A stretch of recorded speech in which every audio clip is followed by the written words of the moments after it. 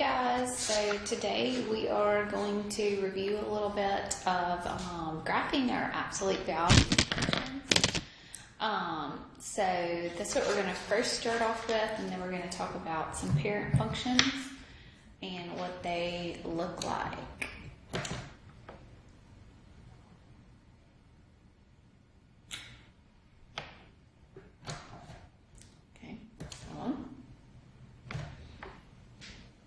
Let's look here. So this one, I want you to try to graph both of these absolute value functions.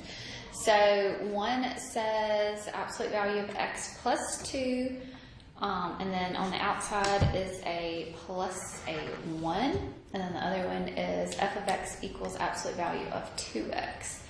So I want you to try to do those for me. Okay.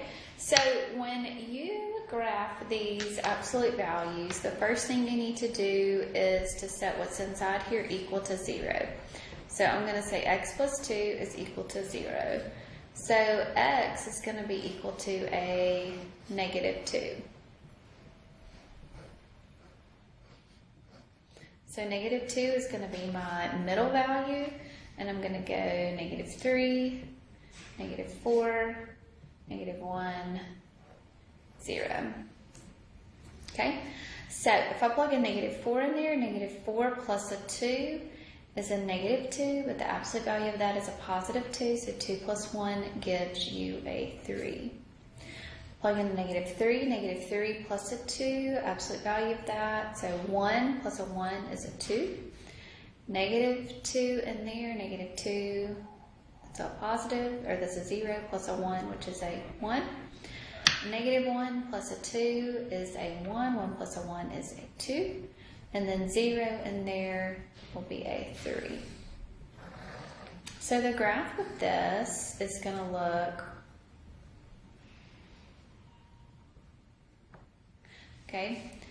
something like this here.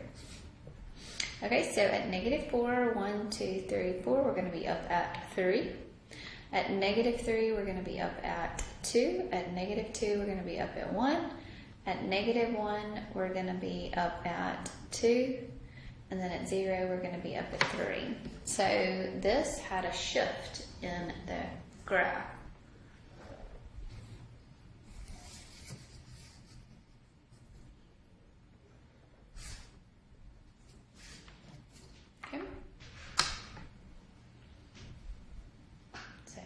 Be the graph.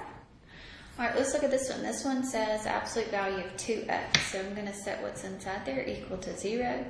So x is going to be equal to a 0. So 0, negative 1, negative 2, 1, 2.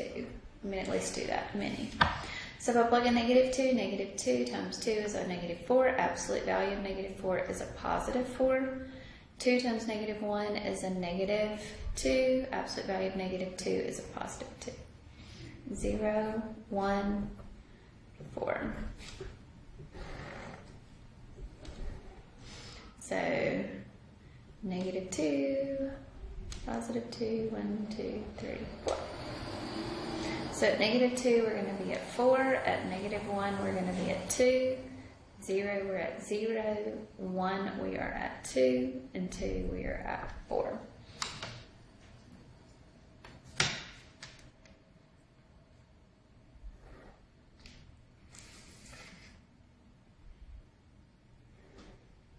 Okay, so those are graphing your absolute value functions. Okay. All right, so today we are going to start talking a little bit about functions, about parent functions. Okay, parent functions are a group of functions that are normal. Okay, what that means is what they standardize, what they look like. Okay, so a normal linear function is a straight line, right? But my normal function is going to be f of x is equal to x. Remember, which is the same thing as saying y equals x. So that's my normal function. That means there's no change in it. what that looks like is it's going to go through 1. If you plug in a 1, it's going to be a 1. If you plug in a 2, it's a 2. If you plug in a -1, we're at 1. If we plug in a -2, we're at 2. So it's going to be a straight line that goes through the origin of those two axes together.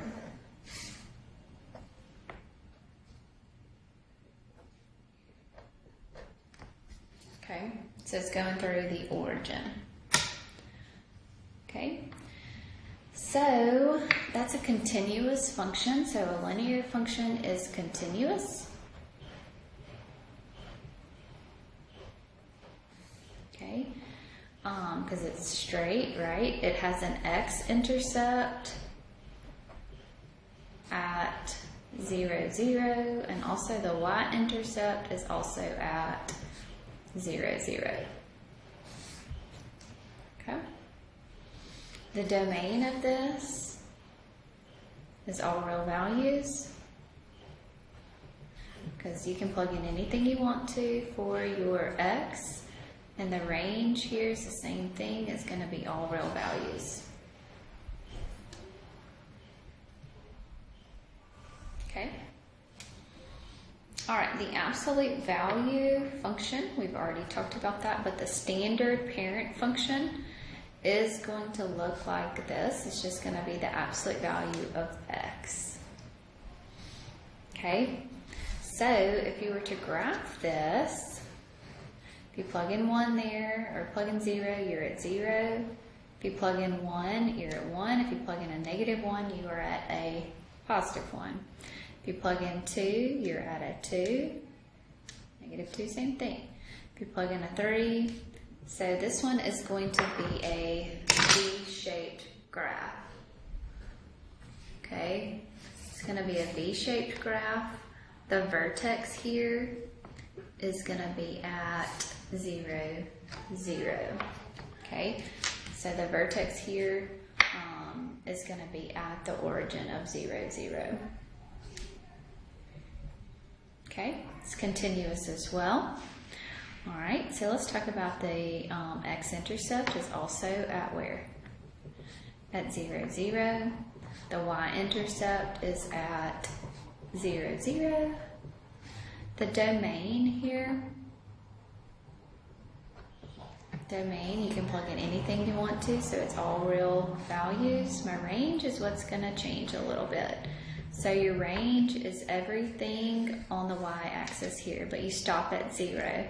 So your range is going to be from 0 to positive infinity. Or that means y is greater than or equal to a 0. Okay? So we're going to talk a little bit about more parent functions later, but I want to get those two and one more out of the way, a quadratic. Okay, a quadratic parent function. Okay, a quadratic parent function is f of x is equal to a x squared. The exponent there is a 2, means it's a quadratic.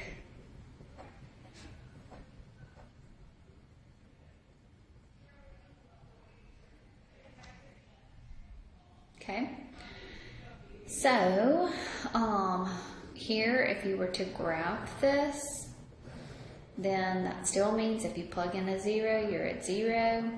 If you plug in a 1, you're at 1. If you plug in a -1, you're also at a 1. But at 2, you're going to be at 1, 2, 3, 4, right?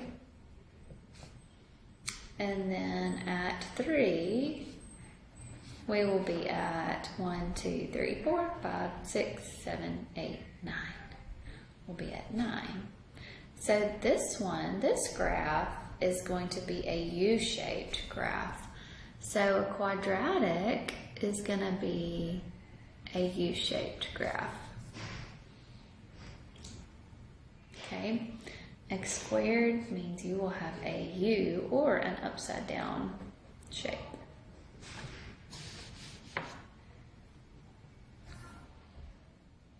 Okay. All right, it's a continuous graph. There's no break in the graph there.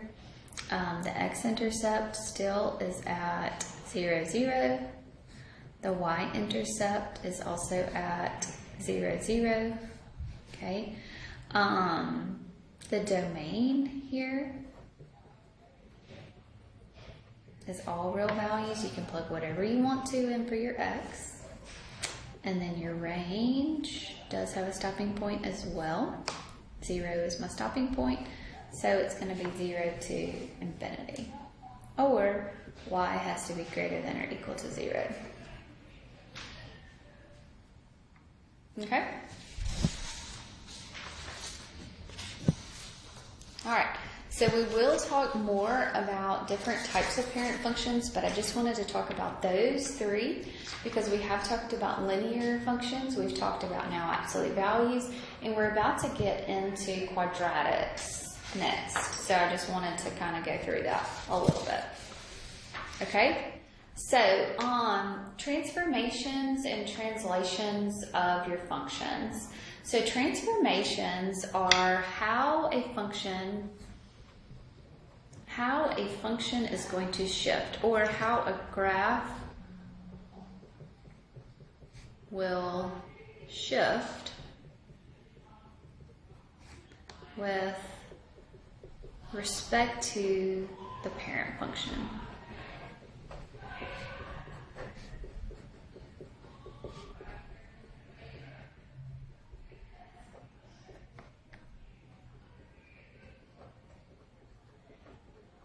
Okay, so how the graph will shift up, down, left, and right, shrink, increase from that parent function that it's looking at.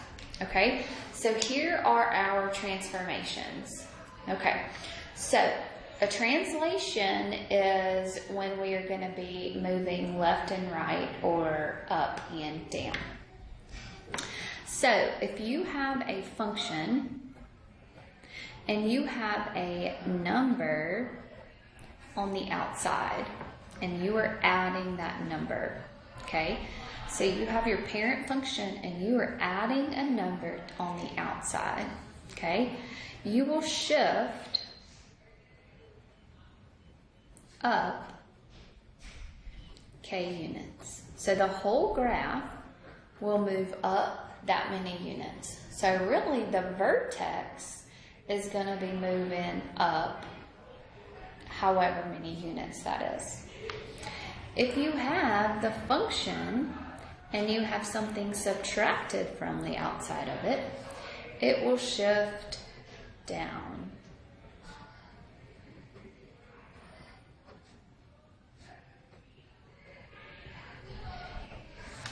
Okay? So anytime that it's added or subtracted on the outside, you move up and down. Okay, this is where it kind of gets tricky.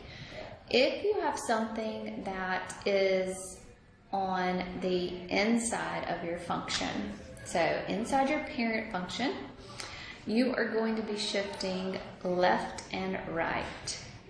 Well, this one is going to be opposite. So if it's a plus, you are actually going to be moving to the left.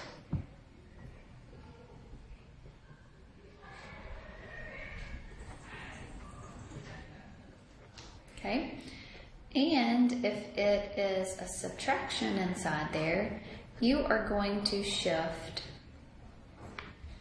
right.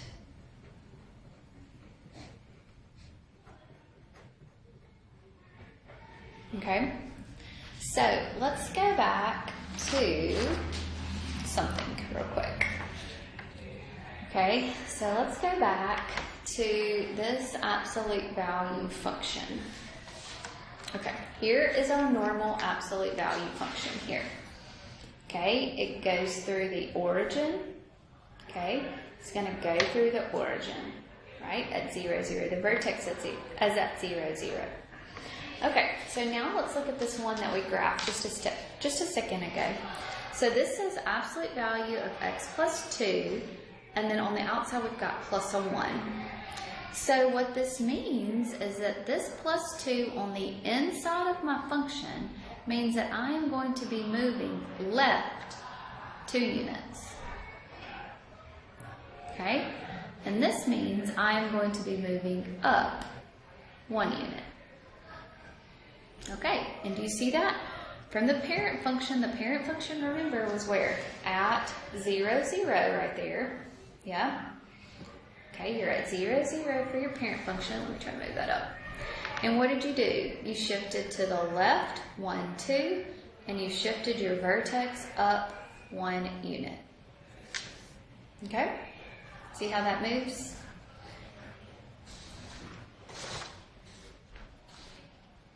Okay, so we're going to talk a little bit more about shifting. I just kind of wanted to point that out while we were there.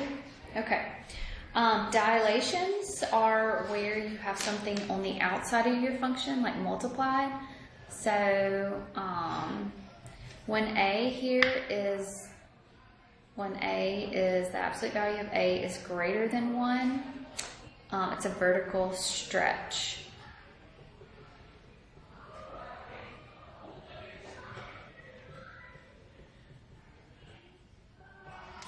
Okay, when you have something on the outside as well, and this absolute value of A is in between 0 and 1, it's a vertical compression, so it shrinks.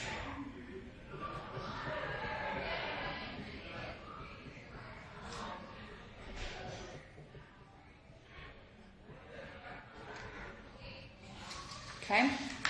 And then a reflection you have when you have a negative on the outside of your function. So that means it's going to reflect across the x-axis.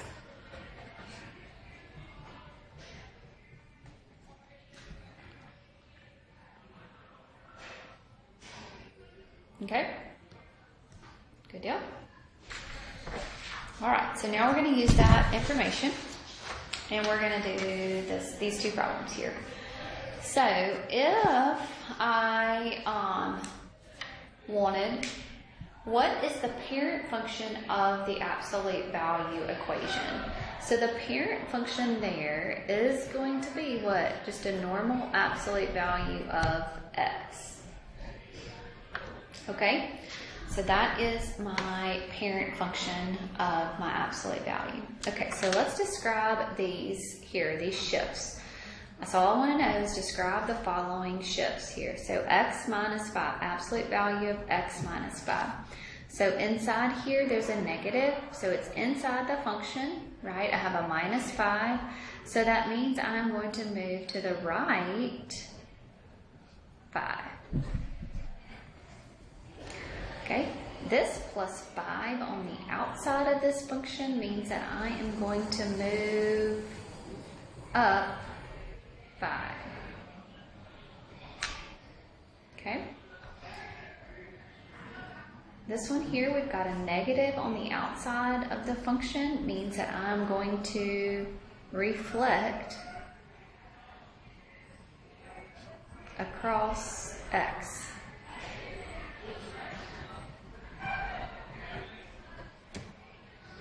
Okay, this one here, I've got 3 times the absolute value of x minus a 2.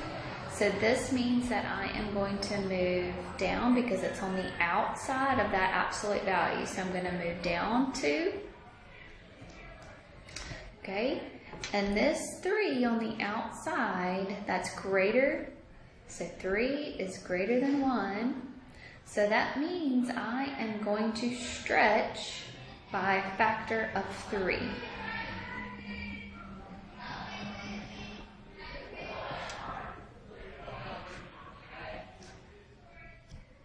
Okay. All right, right here, you've got something on the inside of the function. So x plus 6, you've got that on the inside of the function. So inside, remember, we move left and right. So plus means we will move to the left. 1/4 means that I will shrink.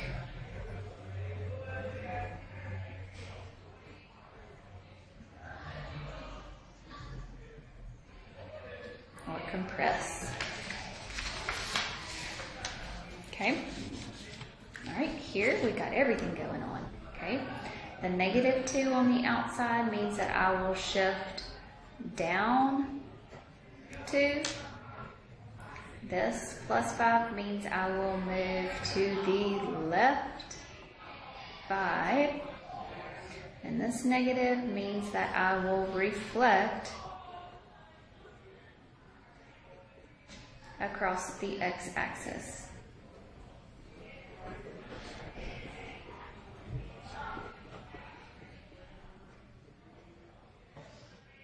Okay? All right. So, with that, you can look at the vertex of the absolute value. Okay? So, the vertex of the absolute value will be this number, the opposite there, and your k will be the vertex.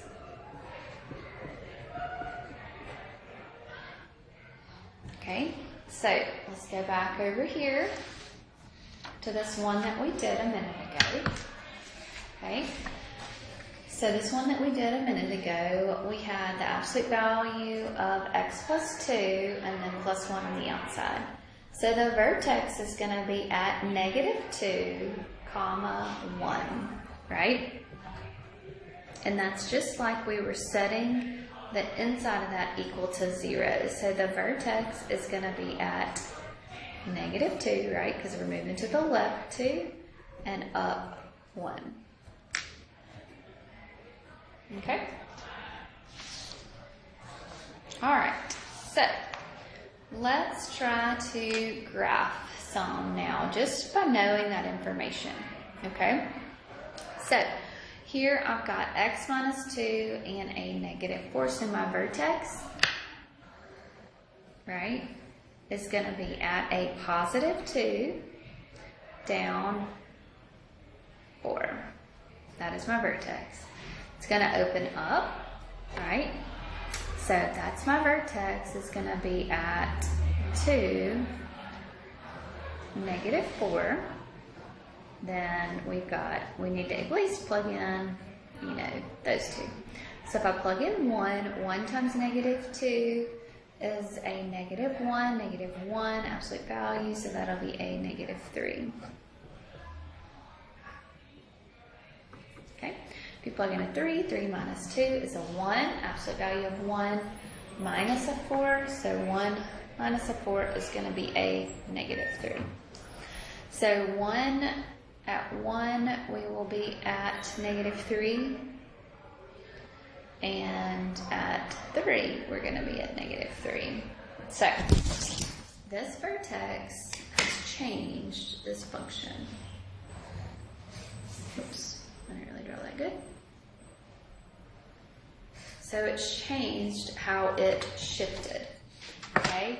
So, the vertex moved to the right 2 and down 4 because of this right here. Okay? Alright, what about this one? The vertex here is going to be a -5. You don't have anything, so it's going to be at a -5, 0 is going to be your vertex.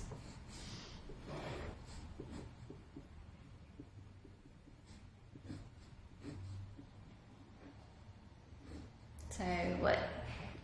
-6, -4.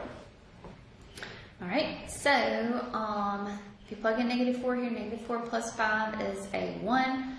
1 times 3 is a 3.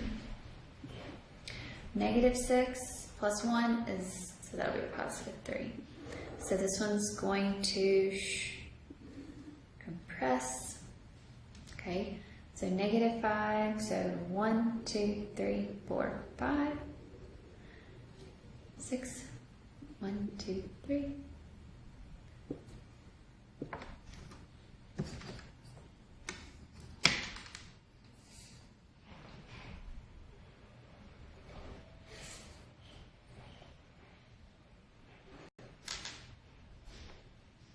Okay. So that is looking at your graphs, and determining how it stretches and what the vertex of it is, maybe even if it's reflected, okay? So, know a parent function, know what those parent functions are, okay, and know how to graph an absolute value function, definitely for your quiz, okay? All right, hope y'all have a good day.